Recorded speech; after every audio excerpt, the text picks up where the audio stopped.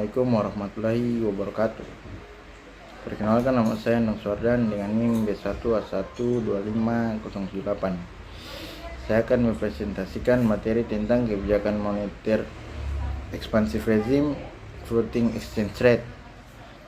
Baik, mungkin langsung saja untuk pertanyaan di slide pertama. Nomor 1 itu, mengapa LM berbentuk vertikal?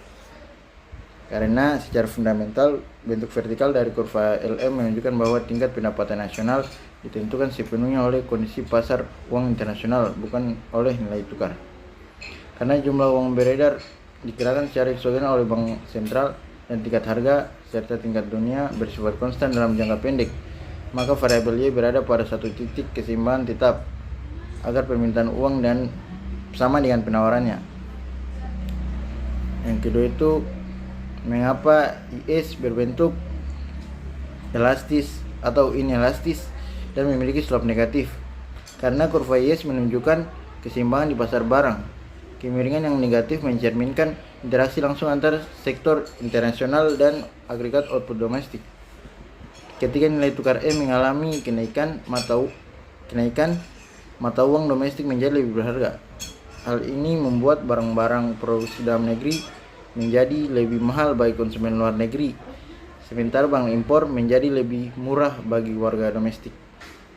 Berdasarkan persamaan pendapatan nasional, penurunan NX otomatis akan menurunkan permintaan agregat yang memaksa produsen mengurangi tingkat output. Hubungan terbalik antara E dan Y inilah yang membentuk slope negatif.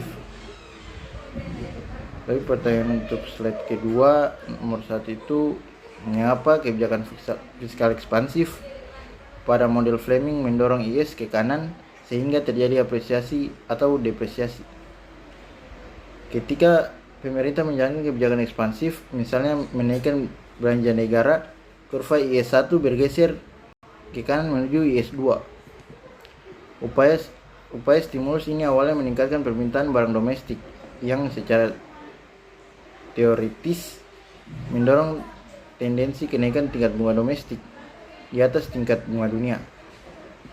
Karena tingkat pengembalian dalam negeri menjadi lebih menarik, investor asing berbondong-bondong mengalirkan modal mereka masuk untuk menanamkan modal tersebut. Mereka harus menukarkan mata uang asing mereka menjadi mata uang domestik. Kenaikan masif pada permintaan mata uang domestik ini langsung memaksa nilai tukar terapresiasi secara signifikan dari S1 ke 2. Selanjutnya, mengapa kebijakan fiskal ekspansif tidak meningkatkan output? Stimulus fiskal mengalami apa yang disebut sebagai complete crowding out melalui perdagangan internasional. Apresiasi nilai tukar dari S1 ke E2 membuat produk ekspor kita kehilangan daya saing global, sementara impor melonjak tajam.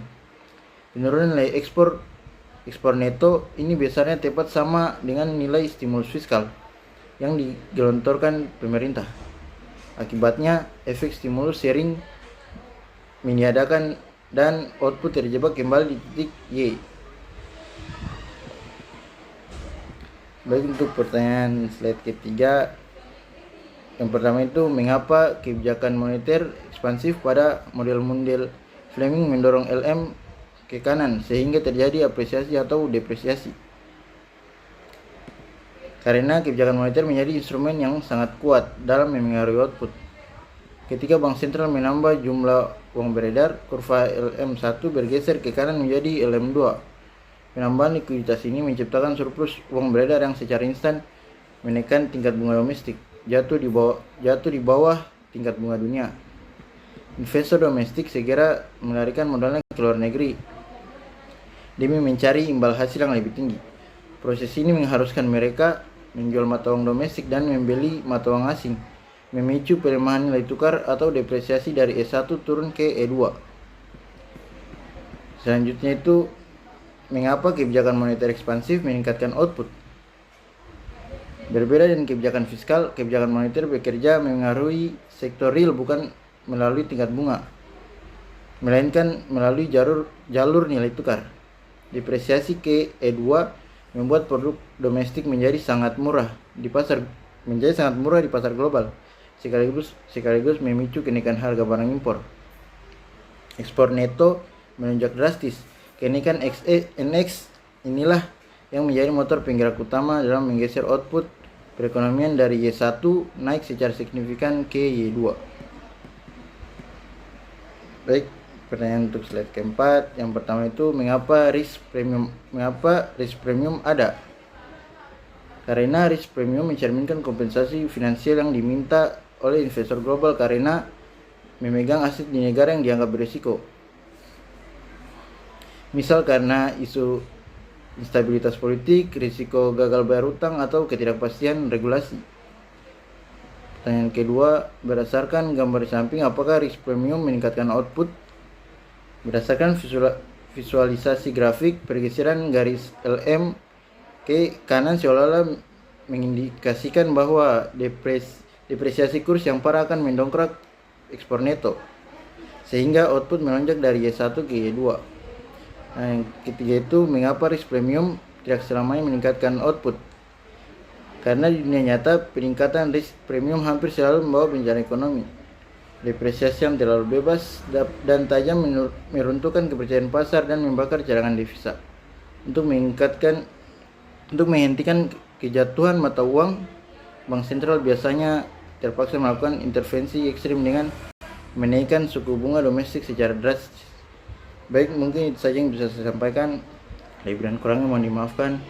Akhirul kalam, wallahul muwaffiq ila aqwamit thoriq. Wassalamualaikum warahmatullahi wabarakatuh.